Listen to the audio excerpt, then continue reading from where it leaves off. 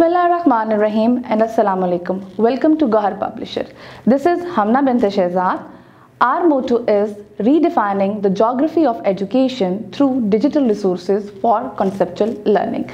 So, dear student, इस video में आज हम देखेंगे अपना गौहर इंग्लिश बुक 2 का unit number 1 the brave ants. So इस यूनिट को आज हम स्टार्ट करेंगे और सबसे पहले हम आज देखेंगे इस यूनिट की रीडिंग और साथ हम देखेंगे अपना ऑरल कम्युनिकेशन।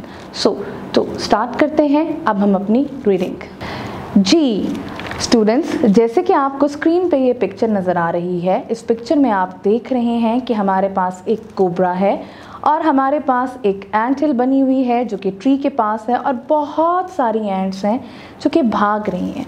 तो इस पिक्चर को देखते हुए, जैसे कि मैंने आपको बताया कि हमारे जो लेसन है उसका नाम है द ब्रेव एंट्स।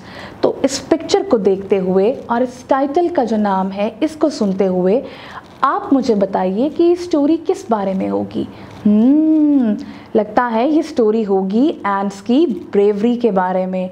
सो आपको क्या लगता है, ये हमारे पास जो हम स्टोरी पढ़ने जा रहे हैं ये हमारे पास एक रियल स्टोरी है या फिक्शन है? रियल तो नहीं लग रही, ऐसे लग रहा है कि फिक्शन है।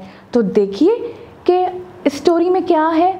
अच्छा, पहले मुझे ये बताइए ऐसी क्या चीज़ इस स्टोरी में हुई होगी जो कि स्टोरी का टाइटल रखा गया है द ब्रेव एंट्स।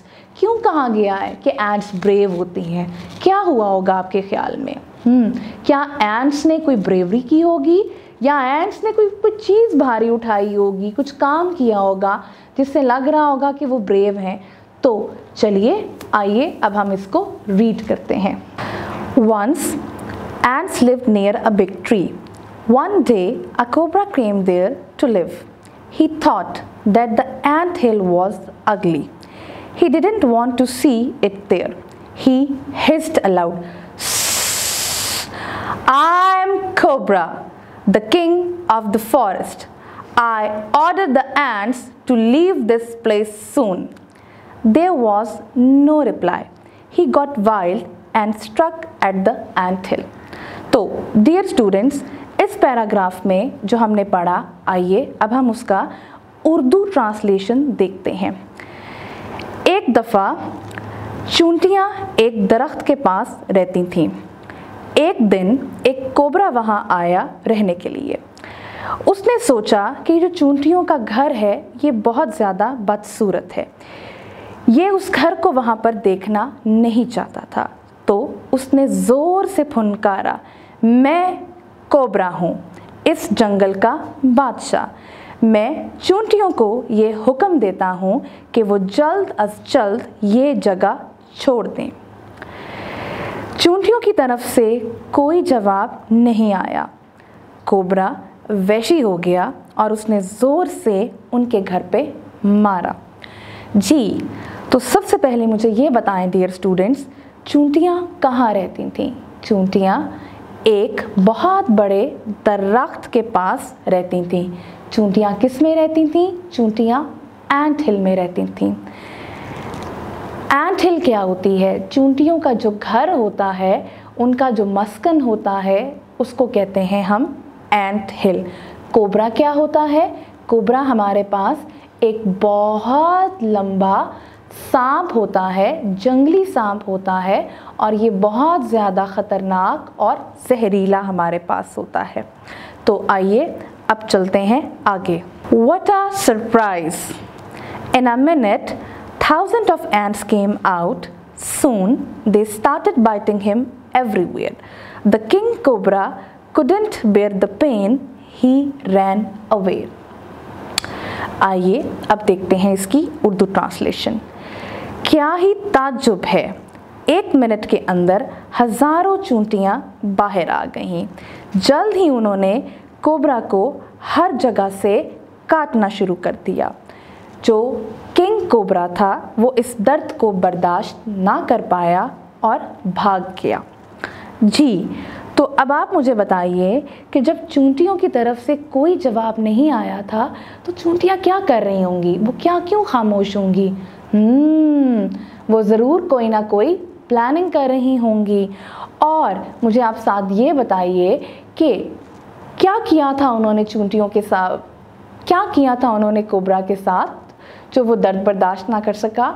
उन्होंने सब ने इकट्ठे होके, सब ने यूनाइटेड होकर एक साथ मिलकर कोबरा को काटना शुरू कर दिया था ताकि वो उनकी जगह को ना तोड़ सके और वहाँ से भाग जाए।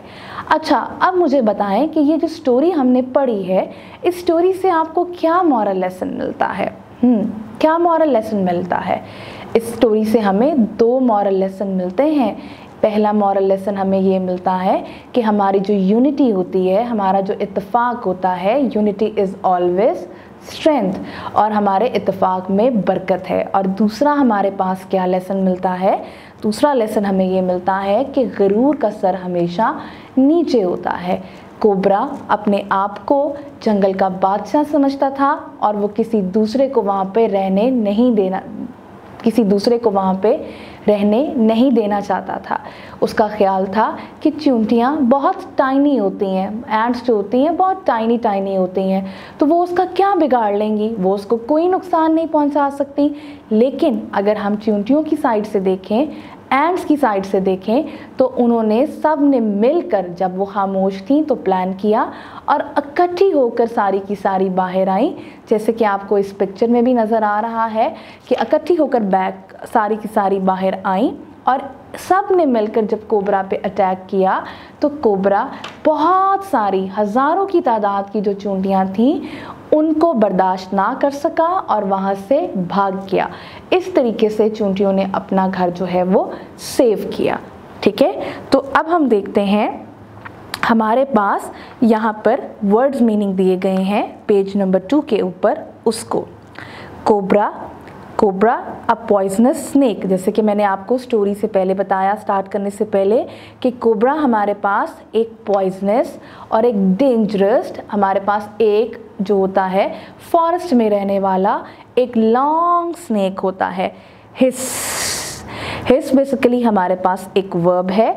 जो स्नेक अपनी साउंड निकालता है, जैसे कि उसको नाम दिया जाता है हमारी हिस का। देन उसके बाद रिप्लाई हमारे पास अगेन एक नाउन है, जिससे हमारी मुराद ये होती है कि जब हमसे कोई बात करता है तो हम उसको जो रिस्पॉन्स देते हैं, जो आंसर देते हैं, उसको नाम दिया जाता है आपका रिप्लाई का।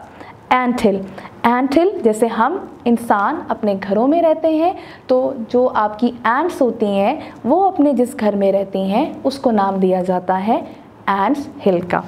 मुझे उम्मीद है कि आपको ये बेसिकली हमारी जो वीडियो होगी वो पसंद आई होगी। तो इंशाल्लाह हम एक नई वीडियो में एक नए लेसन के साथ फिर मिलेंगे। तब तक के लिए अल्लाह हाफ़िज़।